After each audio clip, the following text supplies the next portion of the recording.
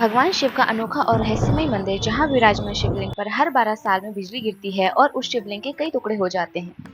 जब यहाँ के पुजारी सभी गांव के लोगों से माखन मांगकर शिवलिंग को जोड़ते हैं तो यह शिवलिंग फिर से जुड़ जाता है। आइए जानते हैं इसके पीछे की कहानी। हेलो गाइज, आप सभी का स्वागत है मेरे चैनल पे। तो आज हम सभी बिजली महादेव की कहानी जानेंगे। बिजली महादेव मंदिर भारत के सबसे पुराने मंदिरों में से एक है। भगवान शिव को समर्पित ये मंदिर 2460 मीटर की ऊंचाई पर है। अकॉर्डिंग टू वन स्टोरी, बिजली महादेव का निर्माण कुलांत नाम के राक्षस को मारने के बाद हुआ था।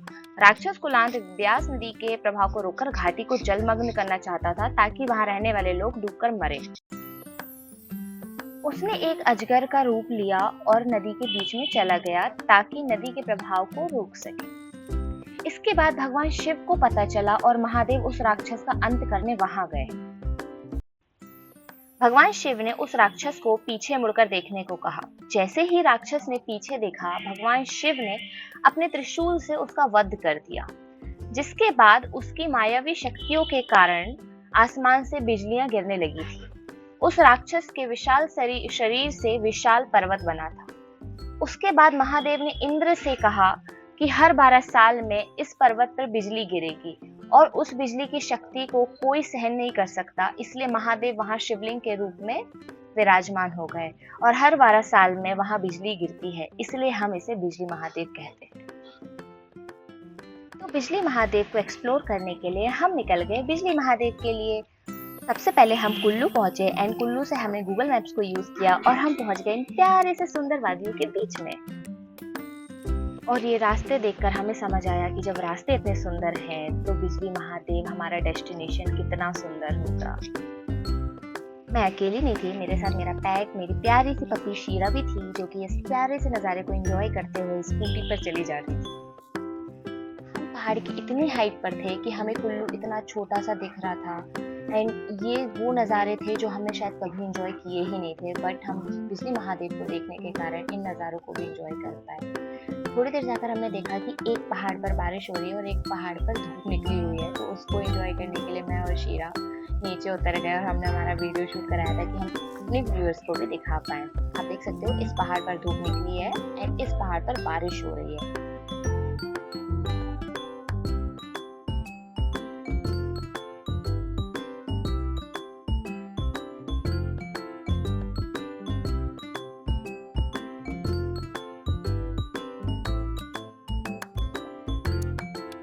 नज़ारा एंजॉय करने के बाद हमने हमारी जर्नी फिर से स्टार्ट करी और हमें रास्ते में एक प्यारे से डॉगी ने ज्वाइन कर दिया। ऐसा लग रहा था भगवान महादेव ही हमारे साथ चल रहे हैं। आप बिजली महादेव के जैसे ही पास पहुंचोगे आपको थोड़ा सा रास्ता खराब मिलेगा, बट आप बाइक या स्कूटी से इजीली जा सकते हो। अब ये वो जगह है जहाँ से हमें हमारा ट्रैक स्टार्ट करना था, लेकिन हमको चाय पीने का मन कर रहा था, तो मैं, मेरा भाई एंड मेरा फ्रेंड हम बैठकर चाय पीने लग गए। शीरा हमको गार्ड कर रही थी, इतनी छोटी सी, इतनी क्यूट सी, तो प्यार से देख रही है, लेकिन हाँ इसके मैनर्स इतने प्यारे थे कि ये हमारी प्यारी सी शीरा कह रही आप चाय पियो, मैं कुछ नहीं करूंगी, मैं गार्ड करती हूँ। ओह यार, यार ये कितनी औसम है यार।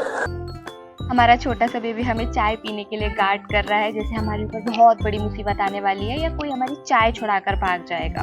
How cute is she. इतनी लंबी जर्नी के बाद मैंने थोड़ा सा शीरा को ना लाड किया, प्यार किया, क्योंकि मुझे उस पर ना बहुत प्यार आ रहा था। और इतनी छोटी होने के बाद हम सोच रहे थे कि वो हमारे साथ कुल्लू तक आ गई, 50 किलोमीटर्स फ्रॉम मनाली, एंड वो बेचारी थकी भी नहीं एंड वो हमारे साथ ट्रैक करने के लिए भी रेडी हो गई, जो कि 1.5 आवर्स हम लोगों को ट्रैक करने में लग गए एंड वो बेचारी थकी नहीं। कितनी प्यारी है वो। 2 hours later. अब हमारी जर्नी और हमारा ट्रैक स्टार्ट होता है यहाँ से, जहाँ से हम बाइक ले जा नहीं सकते हैं, हमें पैदल ये ट्रैक करना है। यहाँ पर बिजली महादेव के लिए कुछ इंस्ट्रक्शंस लिखे थे, आप इसे भी पढ़ सकते हैं।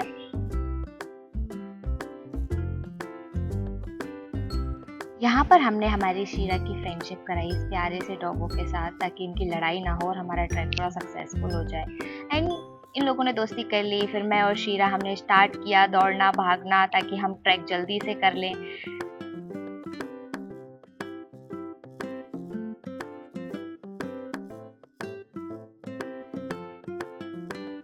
आधा ट्रैक कंप्लीट करने के बाद मैं और मेरा भाई सोच रहे थे शायद हमारा ट्रैक कंप्लीट हो गया है, लेकिन नहीं, हमें कुछ लोगों ने बताया जो हमारे पास से जा रहे थे कि नहीं, अभी आपका ट्रैक आधा भी नहीं हुआ है। दिल के अरमा हमारे आंसुओं में बह गए। हमें बजरंगबली के दूत मिले, हमें थोड़ी हिम्मत आई, हमने थोड़ा सा आसपास का व्यू देखा एंड बजरंगबली और भोलेनाथ का नारा लगाते हुए हमने फिर से हमारा ट्रैक स्टार्ट किया, थोड़ा रेस्ट करने के बाद।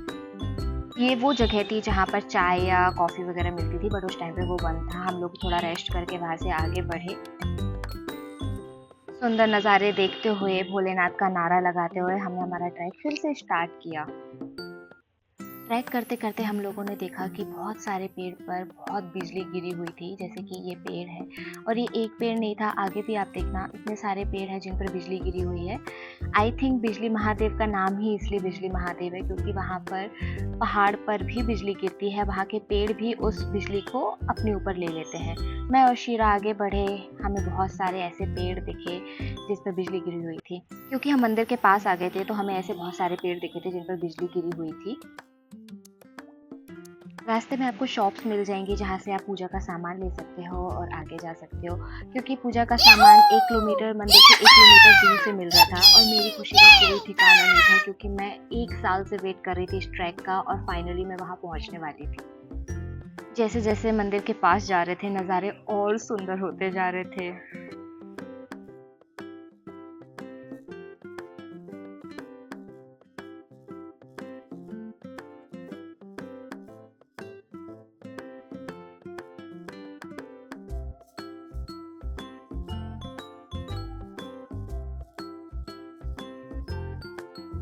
यहाँ पर मेरी छोटी सी प्यारी सी बेबी गिर गई थी और उसको देखकर मुझे इतनी तेज हंसी आई थी कि ये भी इतनी एक्साइटेड है कि देखकर ही नहीं चल रही है। और ये प्यारे प्यारे नज़ारों के साथ हम आगे बढ़ते गए। यहाँ हमें जाना था और ये वो जगह है जिसकी मैं 1 साल से वेट कर रही थी एंड फाइनली मैं इस डेस्टिनेशन पे पहुँच गई। इन नज़ारों को मैं आज भी नहीं भूल सकती।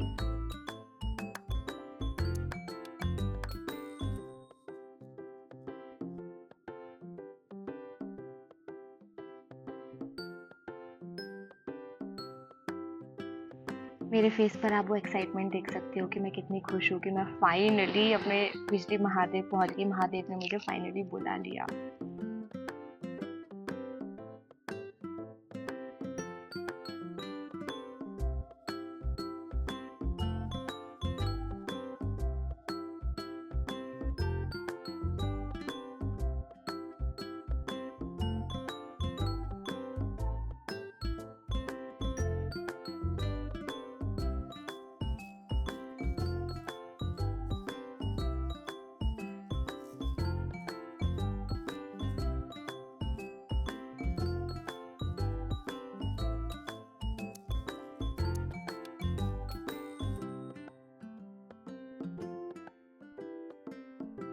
जितनी ज़्यादा मैं खुश थी यहाँ आकर उतना ही ज़्यादा मुझे दुख हुआ क्योंकि मुझे मंदिर बंद मिला।